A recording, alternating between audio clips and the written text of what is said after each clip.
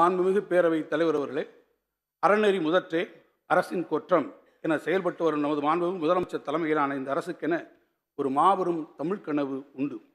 வானவில்லின் வண்ணங்களைப் போன்று 7 முதன்மையான நோக்கங்களை அடிப்படையாக கொண்ட தமிழ் கனவு அது. 1. சமூக நீதி.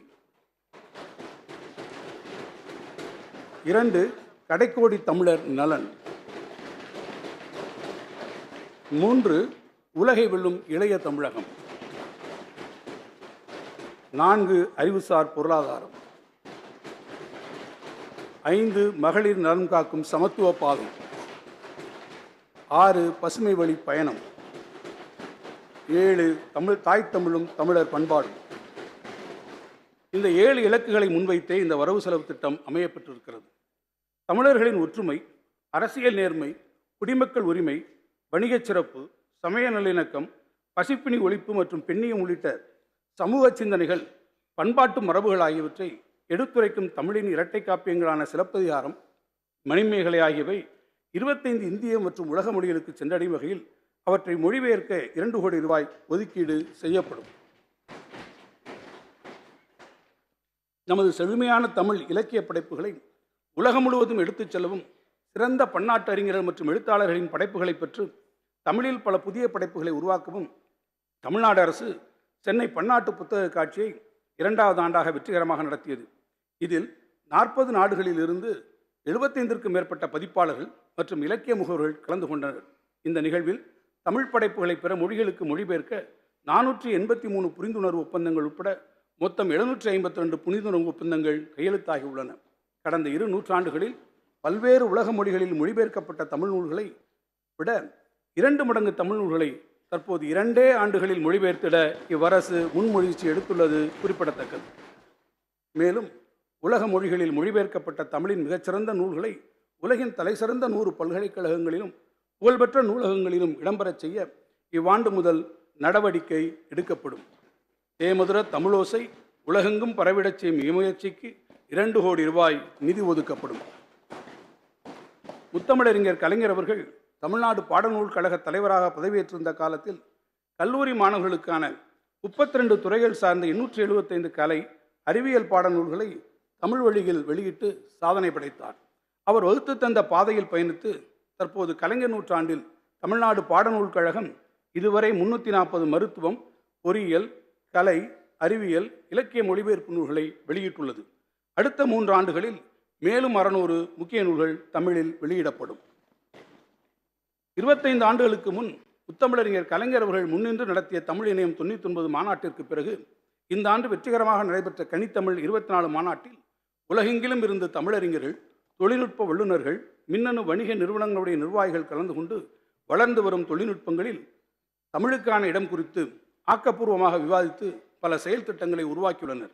அதன்படி துரிதமாக வளர்ந்து வரும் தொழில்நுட்ப பரப்பில் தமிழ் மொழி செழித்து வளர தேவையான இயந்திர வழிக்கற்றல், மெஷின் லேர்னிங், செயற்கை நுண்ணறிவு, ஆர்டிஃபிஷியல் இன்டெலிஜென்ஸ், இயற்கை மொழி செயலாக்கம், நேச்சுரல் லாங்குவேஜ் ப்ராசஸிங், பெருந்திரள் மொழி மாதிரிகள், லார்ஜ் லாங்குவேஜ் மாடல்ஸ் போன்ற புதிய தொழில்நுட்பங்களை உருவாக்கிடும் புத்தொழில் நிறுவனங்களுக்கு நிதி உதவி அளித்திட இந்த ஆண்டு 5 கோடி ரூபாய் நிதி ஒதுக்கப்படும். தமிழ் இணைய கல்விக் கழகம் உருவாக்கியுள்ள தமிழ் மின் நூலகம் தெற்காசியாவிலேயே மிகப்பெரிய மின்னூலகமாக திகழ்ந்து வருகிறது. 90,000க்கும் மேற்பட்ட தமிழ் நூல்கள், பருவ இதழ்கள், அரிய ஆவணங்கள் மற்றும் 8 லட்சம் ஓலைச்சுவடி பக்கங்கள் இந்த நூலகத்தில் காண கிடைக்கின்றன. கடந்த 2 ஆண்டுகளில் மட்டும் 5 கோடி முறை இந்த இணையதளம் பயனர்களால் பார்வையிடப்பட்டது குறிப்பிடத்தக்கது. தமிழ் மொழியின் வளம், தமிழரின் தொன்மை குறித்து எதிர்கால தலைமுறையினருக்கும் கொண்டு சேர்த்திடும் வகையில் தமிழ்நாடெங்கும் உள்ள அரிய நூல்கள் மற்றும் ஆவணங்களை மின்பதிப்பாக மாற்றும் முயற்சிக்கு இந்த ஆண்டு 2 கோடி ரூபாய் நிதி ஒதுக்கப்படும். தமிழ்நாட்டில் பேசப்படும் சௌராஷ்டிரா, படுக மொழிகளையும் தோடர், கோத்தர், சோழகர், காணி, நரிக்குறவர் உள்ளிட்ட பல்வேறு பழங்குடியின மக்களின் மொழி வளங்கள் மற்றும் ஒலி வடிவங்களையும் எதிர்கால தலைமுறையினருக்கு பயன்படும் வகையில் இன வரைவியல், எத்னோகிராஃபி நோக்கில் ஆவணப்படுத்தி பாதுகாக்க தமிழ்நாடு அரசு 2 கோடி ரூபாய் ஒதுக்கீடு செய்திடும்.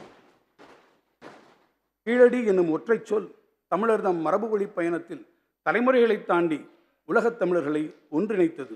கூடல் மாநகருக்கு அருகே வைகைக்கரையில் சங்ககாலத்தில் செழித்து வளர்ந்த நகர நாகரிகத்தினை தொல்லியல் அகழ்வாராய்ச்சி மூலம் வெளிக்கொணர்ந்ததை ஒட்டுமொத்த தமிழ் சமூகமே கொண்டாடி மகிழ்ந்தது. தமிழரின் நீண்ட நெடிய பண்பாட்டு மரபினை மொழி, வரலாறு, அறிவியல் மற்றும் தொழில்நுட்ப வல்லுநர்களின் துணை கொண்டு சான்றுகளின் அடிப்படையில் அறிவுலகம் ஏற்றுக்கொள்ளும் வகையில் உறுதியாக நிறுவிட தேவையான அனைத்து முயற்சிகளையும் இந்த அரசு எடுத்து வருகிறது. அந்த வகையில் தமிழ்நாட்டில் 2024-25 ஆண்டில் சிவகங்கை மாவட்டம் கீழடி, விருதுநகர் மாவட்டம் வெம்பக்கோட்டை, புதுக்கோட்டை மாவட்டம் கொற்பனைக்கோட்டை, திருவண்ணாமலை மாவட்டம் கீழ்நமண்டி, தென்காசி மாவட்டம் திருமலாபுரம், திருப்பூர் மாவட்டம் கொங்கல் நகரம், கடலூர் மாவட்டம் மருங்கூர், கிருஷ்ணகிரி மாவட்டம் சென்னானூர் என மொத்தம் 8 இடங்களில் தொல்லியல் அகழ்வாய்வுகள் மேற்கொள்ளப்படும். மேலும் தமிழ்நாடு மட்டுமின்றி பண்டை தமிழ் சமூகத்தின் காலச்சுவடிகளை தேடி கேரள மாநிலத்துள்ள முசிறி பட்டணம், ஒடிசா மாநிலத்துள்ள பாலூர், ஆந்திர மாநிலத்துள்ள வெங்கி, கர்நாடக மாநிலத்தில் உள்ள மஸ்கி ஆகிய தொல்லியல் சிறப்புமிக்க இடங்களிலும் இந்த ஆண்டு அகழ்வாய்வு மேற்கொள்ளப்படும்.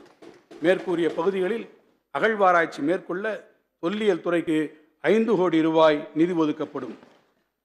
அகழ்வாராய்ச்சிக்கென நாட்டிலேயே ஒரு மாநிலத்தில் இவ்வளவு அதிக நிதியை தமிழ்நாடு அரசு தான் தொடர்ந்து வழங்கி வருகிறது என்பதை பெருமையுடன் நான் தெரிவித்துக் கொள்கிறேன். தேசிய கடல்சார் தொழில்நுட்பவியல் நிறுவனம் மற்றும் இந்திய கடல்சார் பல்கலைக்கழகம் ஆகிய நிறுவனங்களோடு இணைந்து கொற்கை மற்றும் சங்ககால பாண்டியரின் துறைமுகமான அழகன்குளம் ஆகிய பகுதிகளின் கடலோரங்களில் 65 லட்சம் ரூபாய் செலவில் முன்களாய்வும் அதனைத் தொடர்ந்து ஆழ்கடல் ஆய்வும் மேற்கொள்ளப்படும். கீழடி அகழ்வாய்வுகளில் வெளிப்படுத்தப்பட்ட சங்ககால செங்கல் கட்டுமானங்கள், உறைகிணறுகள், தொழிற்கூட பகுதிகள் ஆகியவற்றை பொதுமக்களும் எதிர்கால தலைமுறையினரும் நேரடியாக கண்டு உணரும் வகையில் கீழடி அகழ்வாய்வு தளத்தில் திறந்தவெளி தொல்லியல் அருங்காட்சியகம் ஓப்பன் ஏர் மியூசியம் ஒன்று 17 கோடி ரூபாய் மதிப்பீட்டில் அமைக்கப்படும். மேலும் நவீன மரபியல் தொழில்நுட்பங்களை கொண்டு தமிழ் மக்களின் மரபணு தொன்மை, இடப்பெயர்வு, வேளாண்மை, பண்பாட்டு நடைமுறைகள் மற்றும் உணவு பழக்க வழக்கங்களை கண்டறிய மதுரை காமராசர் பல்கலைக்கழக மரபியல் துறையின் கீழ் செயல்பட்டு வரும் தொல் மரபணுவியல் ஆய்வகம் மூலம் தொல் மரபியல் ஆய்வினை மேற்கொள்வதற்கு 3 கோடி ரூபாய் நிதி ஒதுக்கப்படும். சிந்துவெளி பண்பாடு குறித்து முதலில் இந்திய தொல்லியல் துறையின் தலைவராக இருந்த சர் ஜான் மார்ஷல் அவர்களால் 1924 ஆண்டு அறிவிப்பு வெளியிடப்பட்டது. அந்நிகழ்வை நினைவு கூறும் வகையில் சிந்துவெளி பண்பாட்டு நூற்றாண்டு கருத்தரங்கம் பன்னாட்டு அறிஞர்கள் கலந்து கொள்ளும் வகையில் இந்த ஆண்டு சென்னையில் நடத்தப்படும். 21ஆம் நூற்றாண்டிலும் இன்றளவும் கிராமப்பகுதிகளின் வறுமையின் அடையாளமாக எஞ்சியிருப்பவை குடிசைகளே. குடிசைகளில் வாழ்ந்திடும் குடும்பங்கள் பாதுகாப்பான நிரந்தர வீடுகளுக்கு இடம்பெறும் போது ஏற்றத்தாழ்வு கொண்ட இந்த சமூகத்தில் அவர்கள் சுயமரியாதையுடன் தங்கள் வாழ்வை தொடர்ந்திட கிடைக்கும் பெரும் வாய்ப்பாகவே அது அமைந்திடும்.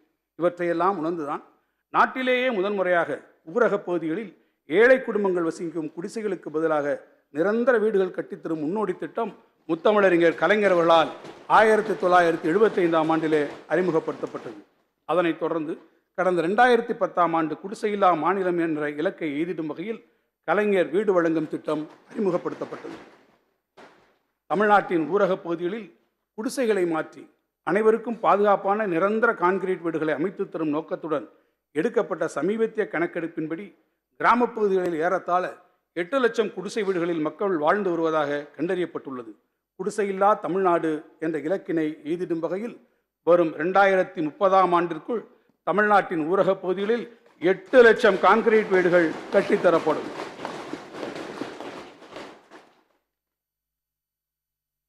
முதற்கட்டமாக 2024-25ஆம் ஆண்டில் 1 லட்சம் புதிய வீடுகள் ஒவ்வொன்றும் 3.5 லட்சம் ரூபாய் செலவில் உருவாக்கப்படும்.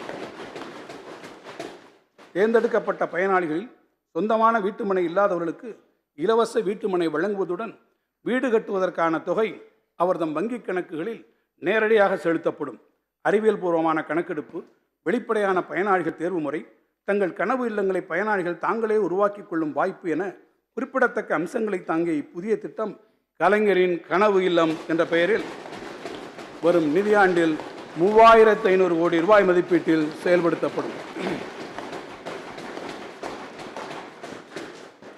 தரமான சாலை வசதிகளை கடைக்கோடி கிராம மக்களும் எளிதில் பெற்று பயன்பெறும் வகையில் அறிமுகப்படுத்தப்பட்ட முதல்வரின் கிராமச்சாலையில் மேம்பாட்டு திட்டத்தின் கீழ் 2024-25ஆம் ஆண்டில் 2000 கிலோமீட்டர் சாலை மேம்பாட்டு பணிகள் 1000 கோடி ரூபாய் மதிப்பீட்டில் மேற்கொள்ளப்படும்.